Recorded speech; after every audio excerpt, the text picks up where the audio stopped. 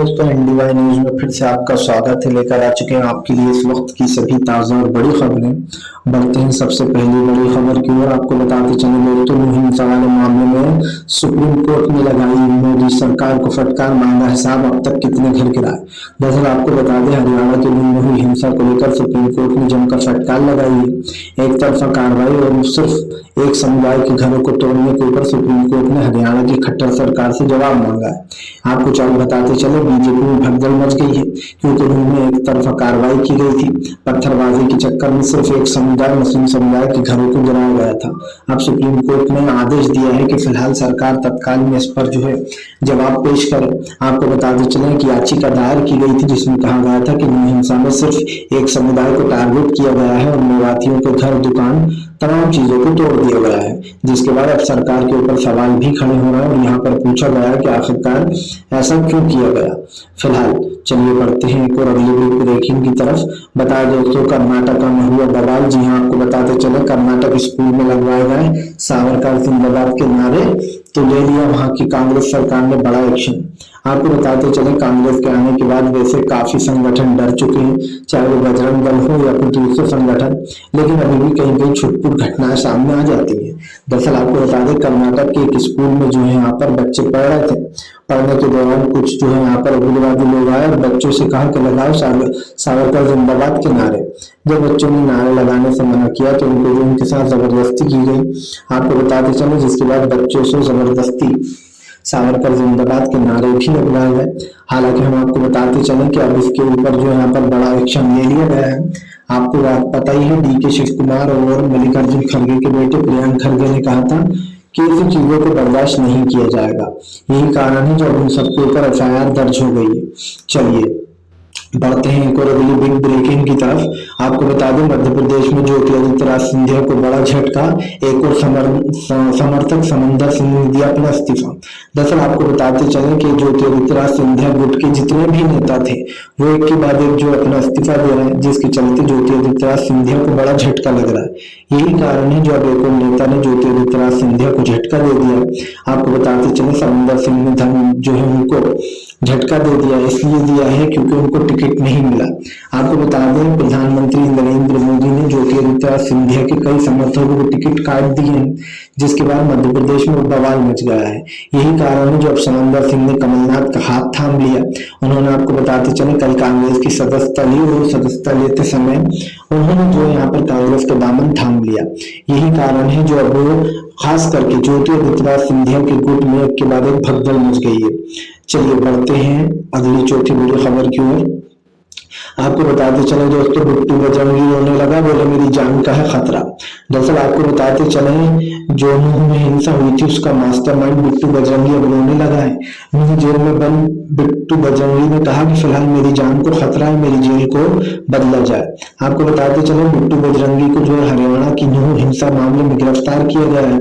हरियाणा की नूह हिंसा वाले माना जाता है, मोनू मानेसर की अपील के बाद बिट्टू बजरंगी ने जो यहाँ पर भीड़ जमा की थी और भीड़ जमा करने के बाद बिट्टू बजरंगी ने एक तरीके से दोस्तों लोगों को डर दिलाने की कोशिश की। आपको बताते चलो, बिट्टू बजरंगी जो है वो माना जाता है नूह हिंसा का मास्टरमाइंड है। उसके पास से कई हथियार भी बरामद हुए, कई तलवार वगैरह। यही कारण है जो अब वहां की नूह हिंसा में वहां की पुलिस ने उसको गिरफ्तार कर लिया था और नूह जेल में बंद कर रखा था। अब उसने गुहार लगाई है कि उसकी जेल बदल दी जाए वरना उसको मार दिया जाएगा।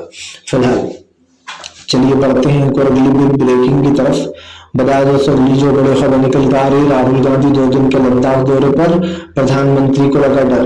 दरअसल आपको बताते चले, राहुल गांधी के लद्दाख जाने के बाद बीजेपी डरी हुई है। आपको बता दें, राहुल गांधी ने अपनी राजनीति एक तरीके से बदल दी है और यही कारण है जो बीजेपी को पसंद नहीं आ रहा है। भारतीय जनता पार्टी राहुल गांधी की राजनीति से डरी हुई है। आपको बता दें, क्योंकि राहुल गांधी की भारत जोड़ो यात्रा 2.0 का भी बहुत जल्दी ऐलान होने वाला है। राहुल गांधी अपने सफर पर फिर से एक बार निकलेंगे, लेकिन उससे पहले राहुल गांधी अपने तमाम काम कर रहे हैं। आपको बता दें, लद्दाख जाने का राहुल गांधी का सिर्फ एक ही मकसद है कि वहां पर जो है लोकल इलेक्शन होने वाले हैं, जिसके चलते वो वहां के कार्यकर्ताओं में जोश भरने गए हैं।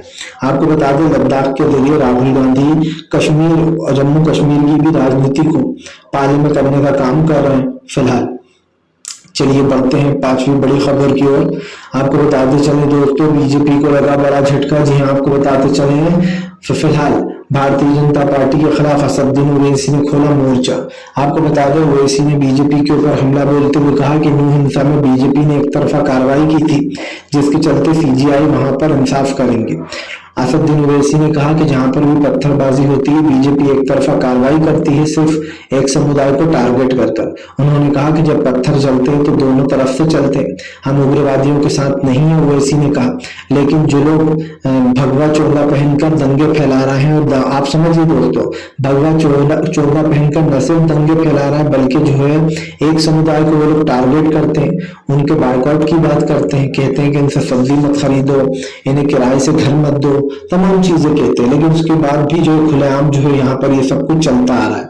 ओवैसी ने कहा कि अगर कार्रवाई होती है तो दोनों तरफ होना चाहिए, जो भी लोग हैं उनके ऊपर कार्रवाई करो, हमें इससे कोई फर्क नहीं पड़ता, लेकिन एक समुदाय को टारगेट करना ये सही नहीं है।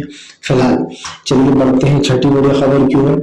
आपको बताते चले दोस्तों, प्रधानमंत्री नरेंद्र मोदी के ऊपर जमकर गरजे अरविंद केजरीवाल, बीजेपी को लिए आड़े हाथ। आपको बता दें, केजरीवाल का कहना है कि बीजेपी जनता का कत्लेआम कर देगी। बीजेपी पावर में इतनी अंधी हो गई है कि वो देश के संविधान के साथ खिलवाड़ कर रही है। आपको बताते चलो, अरविंद केजरीवाल ने कहा कि दरअसल बीजेपी समझती है उसके पास पावर है तो वो कुछ भी कर सकती है। केजरीवाल ने कहा कि मैं बीजेपी से पूछना चाहता हूँ उस पावर का करेगी क्या। आपको बता दें, केजरीवाल ने बीजेपी के ऊपर आरोप लगाया कि भारतीय जनता पार्टी जो है वो अपनी पावर का दुरुपयोग कर रही है। वो बार बार जो है यहाँ पर ऐसे मुद्दे उठा रही है जिसका कुछ लेना देना नहीं है। दरअसल दोस्तों, आपको भी पता है कि यहाँ पर भारतीय जनता पार्टी जो महंगाई, गरीबी, बेरोजगारी जैसे मुद्दे हैं उनसे भी बचने का काम करती है।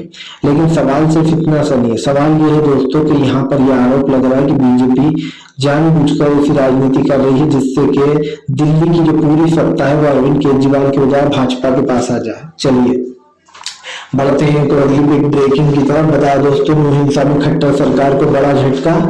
आपको बताते चले दोस्तों, जो लोग बिना अनुमति के पंचायत कर रहे थे उन लोगों के ऊपर जो है यहाँ पर अब एफआईआर दर्ज हो गई है। दरअसल आपको बताते चले, धारा 144 होने के बाद हरियाणा में जो है पंचायतें की गई और इसका असर जो है हरियाणा की खट्टर सरकार पर दिखाई दे रहा है। आपको बताते चले, फैसला लिया गया है कि हरियाणा की जो खट्टर सरकार है वहां पर जल्द से जल्द जो है यहाँ पर सब कुछ क्लीन हो। दरअसल दोस्तों, आप अच्छे से जानते हैं कि हरियाणा में इस वक्त जो राजनीति हो रही है उसको लेकर कहीं ना कहीं सरकार के ऊपर हमलावर है एक पक्ष। क्योंकि आपको बताते चले, हरियाणा में जो हिंदू पक्ष है दोस्तों, चाहे वो बजरंग दल हो या विश्व हिंदू परिषद के लोग, वो खुलेआम धारा 144 के बाद भी पंचायतें करते हैं और उसमें मुसलमानों को काटने पीटने की बातें करते हैं, जिसको लेकर अब उन तमाम लोगों के ऊपर एफआईआर दर्ज हो गई जिन्होंने अभी हाल ही में हरियाणा में जो है वो कही थी महापंचायत। चलिए बढ़ते हैं एक और अगली बिग ब्रेकिंग की तरफ। पवन खेड़ा का बीजेपी के ऊपर हमला, बोले बीजेपी को अनपढ़ शब्द से है नफरत। दरअसल आपको बताते चले कि अनपढ़ शब्द के चक्कर में करण सांगवाल नाम के व्यक्ति हैं जो कि अनअकैडमी में वहां पर बच्चों को पढ़ाते थे। उन्होंने अपना एक स्टेटमेंट जारी किया। उस स्टेटमेंट में उन्होंने कहा कि अगली बार किसी पढ़े लिखों को वोट देना, अनपढ़ों को वोट मत देना, वरना ऐसा ही हाल होगा जैसा अभी हमारा हाल है। जिसके बाद करण सांगवाल के बयान को बीजेपी ने खुद के ऊपर ले लिया, जबकि उन्होंने किसी पार्टी का नाम नहीं लिया। उन्होंने कहा था कि ऐसे लोगों को वोट देना जो पढ़े लिखे। लेकिन आपको बता दें, बीजेपी ने उनकी नौकरी छीन ली, अनअकैडमी ने करण सांगवाल को निकाल दिया। जिसके बाद पवन खेड़ा ने कहा कि बीजेपी को अनपढ़ शब्द से नफरत है। बीजेपी को लगता है कि अगर कोई अनपढ़ बोल रहा है तो वो नहीं बोल रहा है। आपको बता दें, पवन खेड़ा ने कहा कि भारतीय जनता पार्टी को ये बर्दाश्त नहीं होता है, इसीलिए वो अनपढ़ शब्द से इतना चिढ़ती है और हर एकेडमी में वो इसी तरीके का काम कर रही है। फिलहाल चलिए बढ़ते हैं एक और अगली बिग ब्रेकिंग की तरफ। बता दोस्तों, अगली जो बड़ी खबर निकल कर आ रही, विपक्ष की महाबैठक से पहले जो है यहाँ पर बीजेपी में मची भगदड़, बहुत जल्दी विपक्ष बैठकर जो है यहाँ पर महाराष्ट्र में होने वाली अगली बैठक। दरअसल दोस्तों, आपको बता दें, विपक्ष की महाराष्ट्र में अगली बैठक होने वाली है जहां पर यह तय किया जाएगा कि कहाँ कौन कितनी सीटों पर चुनाव लड़ेगा और किसको कितनी सीटें मिलेंगी। आपको बता दें, सीटों के बंटवारे को लेकर अब की बार कांग्रेस थोड़ी नरमी भी दिखाएगी।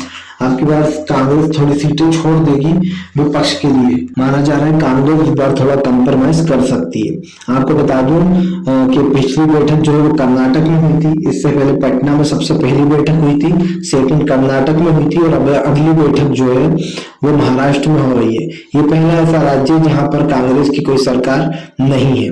आपको बताते चले यहाँ पर बताया जा रहा है बड़ा फैसला लिया जाएगा। अब देखना ये भी है कि फैसले में क्या क्या फैसले होंगे, क्योंकि जाहिर सी बात है आने वाले समय में लोकसभा चुनाव के लिए विपक्ष की रणनीति मजबूत है। विपक्ष चाहता है कि इस बार किसी भी हालत में बीजेपी को घेरना है। विपक्ष किसी भी हाल में जो है चुनाव को जीतना चाहता है और यही कारण है जो विपक्ष ने अपना मन बना लिया बीजेपी को सत्ता से बाहर करने का। फिलहाल दोस्तों, अगर आपको हमारा वीडियो अच्छा लगे तो कृपया इसको लाइक करें, चैनल पर पहली बार आए